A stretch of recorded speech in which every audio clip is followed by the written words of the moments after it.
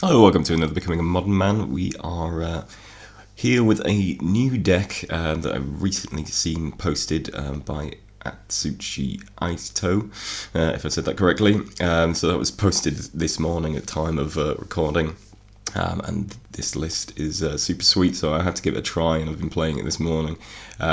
So basically, well, let's get to the deck list. So essentially, the deck is a Vizier Devoted Druid combo deck, which generates infinite mana. If you're not familiar with the combo, Vizier prevents -1/-1 counters being put on creatures, so Devoted Druid can then untap itself infinitely, and you can generate infinite green mana.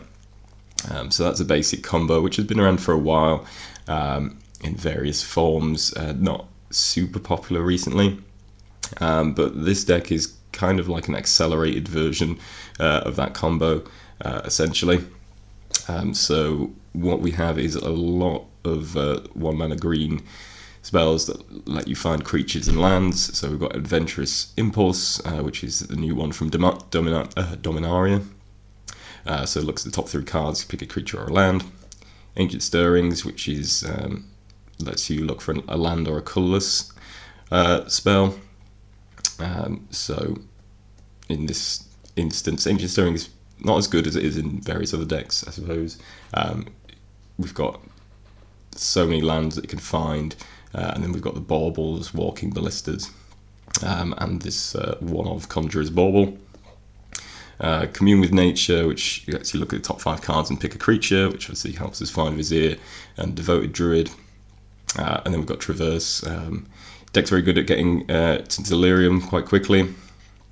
So Traverse is often a tutor for Devoted Druid or Vizier, or if we've already got the combo, then we can go and find Walking Ballista or Dustwatch Recruiter, whichever one we like, just so we can use our infinite mana to kill our opponent. So yeah, that's those kind of the basic cards of the deck in terms of we've got ways to search up our combo pieces and then ways to put that together.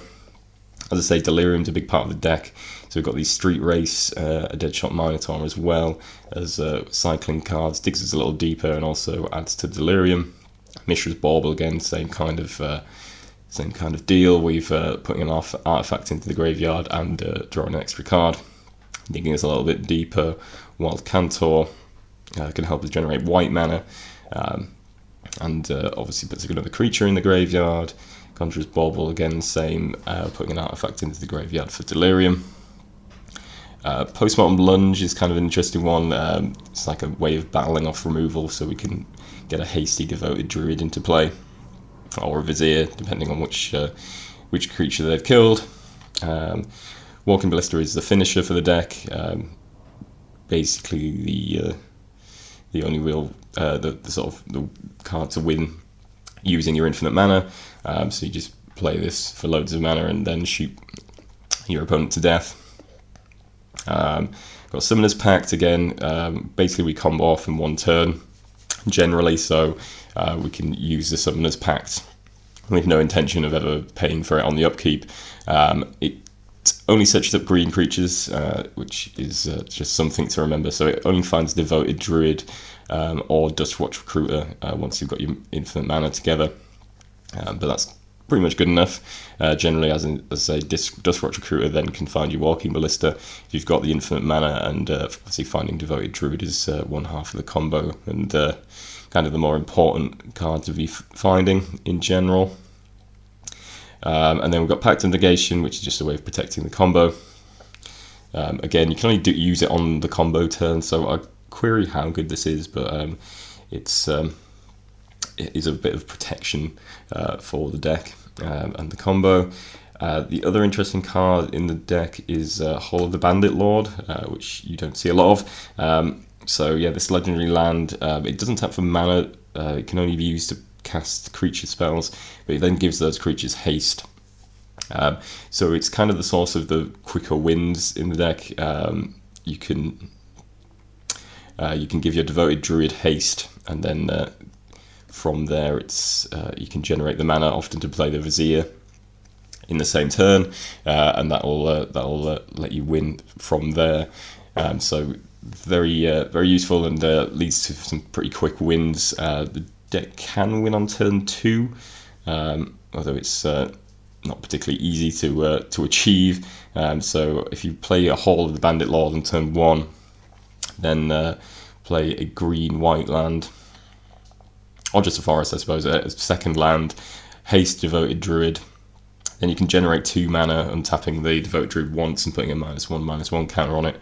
The issue then is that you need to generate white mana.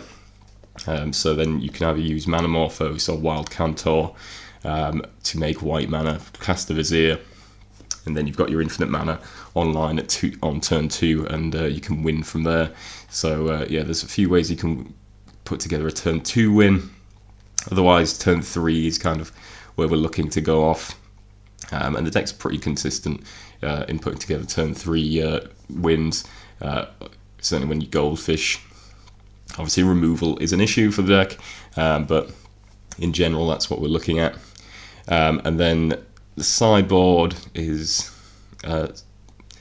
slightly strange. I don't really understand what the Mystic Enforcer is all about. I suppose in theory you could put out a 6/6 hasty flyer to beat down your opponent. But I query whether that's really a good idea at any point. I don't know if there was just additional sideboard slots that the deck builder didn't know how to fill, because I can't really understand the logic of it quite. I think particularly because it's actually quite difficult to get to 4 mana with this deck. We're generally very light on lands. There's only 14 lands in the deck in total. So getting to 4 mana is a bit of a stretch. So I don't know if it should be like Tarmogoyf or something, if that's the kind of card we're looking for, but there we go. So then we've got a Reclamation Sage, Dissenters Deliverance as ways to deal with artifacts, Defense Grid, which can protect you against control and control decks and removal, basically. So any removal heavy decks you can bring in Defense Grid. Path to Exile deals with problem creatures. Things like Leonin Arbiter and cards like Thalia, Meddling Mage, all going to be problematic for the deck, so sometimes you just need the removal. Additionally, some decks don't really run removal, so you're probably better off paying the paths instead of these Pact of Negations if they're not going to be useful to you. So that's something to consider.